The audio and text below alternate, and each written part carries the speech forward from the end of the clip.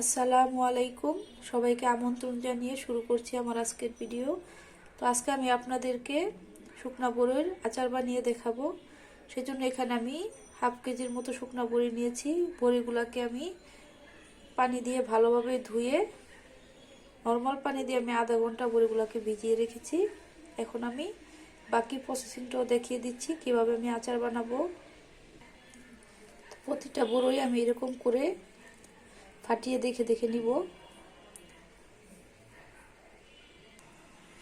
বড়িগুলোকে আমি ফাটিয়ে ফাটিয়ে বেছে নিয়েছি। এখন আমি এখানে হাফ কাপের মতো পানি দিয়ে বড়িগুলোকে ভিজিয়ে রেখেছি। আমি এভাবে ভিজিয়ে রাখবো আরও আধা ঘন্টার মতো। তারপর আমি আচার বানানো শুরু করব। এখন আমি আচার বানানো শুরু করছি। চুলায় একটি কড়াই বসিয়ে দিয়ে আমি কড়াইয়ের পানিটা শুকিয়ে নিয়েছি। এখানে আমি হাফ কাপ সরিষার তেল দিয়েছি। এখন আমি বড়িগুলো ঢেলে দিব।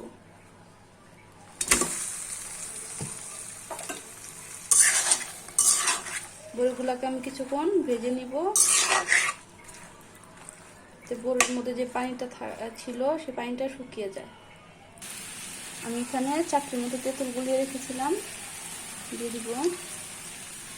তো চাইলে এই আচারটা মিঠাই কিংবা চিনি দিয়ে করতে পারেন। আমি আজকে মিঠাই দিয়ে বানাবো। মিঠাই দিয়ে দিলাম, লবণ দিয়ে দিব 1 চামচ।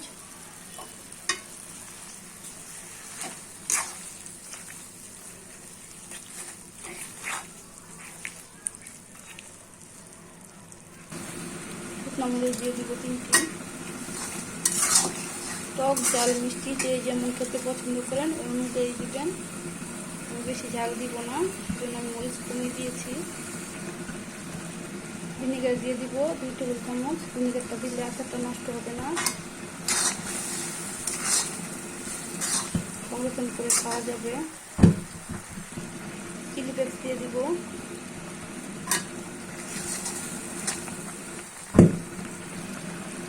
পাঁচ মশলার গুঁড়ি দিয়ে দিব 1 চামচ।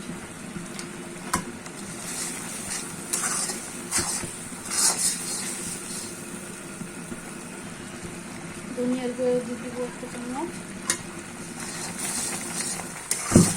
এখন আমি ভালো করে জাল করে নেব, তাহলে আচারটি রেডি হয়ে যাবে।